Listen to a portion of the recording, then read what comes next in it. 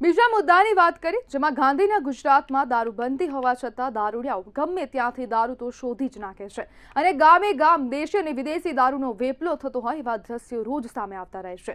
ત્યારે મહેસાણા જિલ્લાના ખેરાલુ તાલુકાના પાંછા ગામે વ્યસન મુક્તિ માટે એક કડક અને અનોખો નિર્ણય લેવામાં આવ્યો છે। ગામમાં છેલ્લા 2 વર્ષમાં દારૂ પીવાના કારણે 5 યુવાનોના મોત થતા સમગ્ર ગામમાં ચિંતા અને રોષની લાગણી ફેલાઈ હતી। આ ઘટનાને પગલે ગ્રામજનોએ એક સંપ થઈ દારૂની બદીને જડમૂળથી ઉખેડી નાખવાનો સંકલ્પ લીધો છે। મહિલા સરપંચે સ્પષ્ટ શબ્દોમાં જણાવ્યું કે ગામમાં દારૂ પીતા કે વેચતા ઝડપાયેલા લોકોને કડક કાર્યવાહી કરીને પાંજરે પૂરવામાં આવશે। આ ઉપરાંત ગામમાં રાત્રિના 11 વાગ્યા બાદ જાહેર સ્થળોએ બેસવા પર પણ પ્રતિબંધ લાદવામાં આવ્યો છે। ગામને નશામુક્ત બનાવવા માટે ખાસ સમિતિની પણ રચના કરવામાં આવી છે।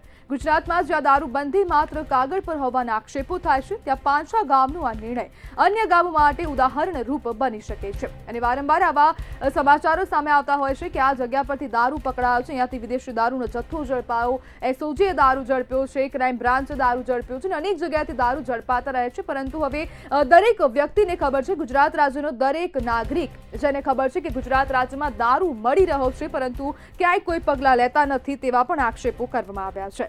ત્યારે આપણી સાથે પાંછા ગામના સામાજિક કાર્યકર વિનુ ચૌધરી જોડાઈ ગયા છે। વિનુભાઈ, પાંછા ગામનું કોઈ વ્યક્તિ દારૂ પીશે તો તેને પાંજરે પૂરવામાં આવશે, શું કહેશો? અમારા ગામમાં પંચાયતના સરપંચશ્રી અને સભ્યો દ્વારા એક ગ્રામ સભા બોલાવી અને ઠરાવ કરવામાં આવ્યો છે કે જો પાંછા ગામની અંદર કોઈ જાહેર રસ્તા ઉપર દારૂ પીને ફરતો જણાશે તો એને તરત જ પાંજરે પૂરવામાં આવશે અને ત્યારબાદ પોલીસને જાણ કરવામાં આવશે। જ્યાં સુધી પોલીસ અમારા ગામમાં ન પહોંચે ત્યાં સુધી એને આ પાંજરામાં પૂરી રાખવામાં આવશે। કારણ એ કે એને સામાજિક ક્ષોભ થાય, આવતા જતા લોકો જુએ એટલે એના કારણે એને સામાજિક ક્ષોભના કારણે એ ભવિષ્યમાં ફરી ક્યારેય દારૂ ન પીવે અને સદંતર દારૂ બંધ કરે એવા પ્રયત્નો સાથે અમે આ અભિયાન ઉપાડ્યું છે। આખા જ ગામના તમામ યુવાનો, વડીલો, માતાઓ, બહેનો એક સુરે આ ઠરાવ પસાર કરવામાં આવ્યો છે અને જેના કારણે આપ જોઈ શકો છો કે મારી બાજુમાં જ આ પાંજરું બનાવેલું છે અને જો કોઈ જાહેર રસ્તા ઉપર પકડાશે તો તેને આ પાંજરે પૂરવામાં આવશે। અમે આ નિર્ણય લીધો લગભગ 8 દિવસ થયા, પરંતુ ફક્ત નિર્ણયના કારણે હજુ સુધી કોઈ પણ વ્યક્તિ દારૂ પીને હજુ સુધી ગામમાં કોઈ ફરતો જણાયો નથી। એટલે આટલી આની અસર થઈ છે અને આ પાંજરું તમે જોઈ શકો છો કે માત્ર પાંજરું બનાવવાના કારણે પણ જો આટલી અસર થઈ શકતી હોય તો આવા ગામે ગામ જો કડક નિર્ણયો લેવામાં આવે, ઠરાવ કરવામાં આવે તો દારૂનું વ્યસન સદંતર નાબૂદ કરી શકાય। વિનુભાઈ, દારૂના મુદ્દે સ્થાનિક પોલીસ શું કાર્યવાહી કરી રહી છે? સ્થાનિક પોલીસ કાર્યવાહી કરે, પરંતુ જ્યારે અમે જાણ કરીએ ત્યારે પોલીસને આવવામાં થોડીક વાર થાય અથવા તો જો કોઈ દારૂ કાઢતો હોય અથવા દારૂ પીતો હોય તો એ જગ્યા છોડીને જતો રહે ત્યાં સુધી અમારા હાથમાં રહ્યા નહીં અથવા તો કોઈને એને પકડીને રાખે પણ નહીં।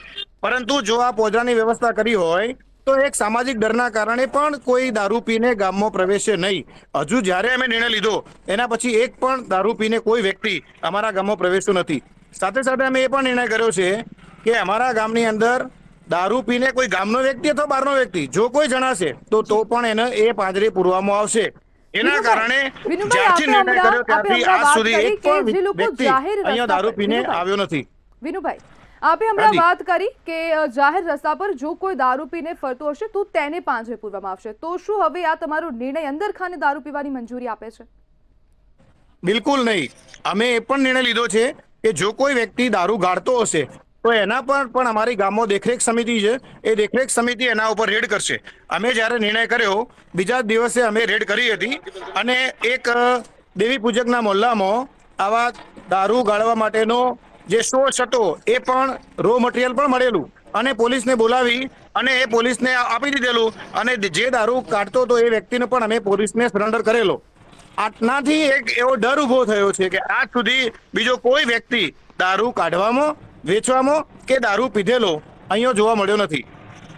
વિનુભાઈ, દારૂબંધી હોવા છતાં પણ દારૂનું વેચાણ કેમ થાય છે?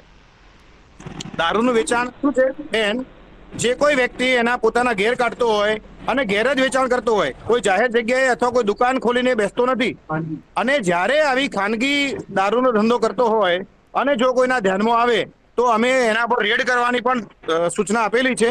તો જ્યારથી અમે નિર્ણય કર્યો ત્યારથી આજ સુધી એક પણ વ્યક્તિ દારૂ ગાળતો પણ પકડાયો નથી કે દારૂ પીધેલી હાલતમાં પણ કોઈ જોવા મળ્યો નથી। જી બિલકુલ, વિનુભાઈ, જોડાવા બદલ આપનો આભાર।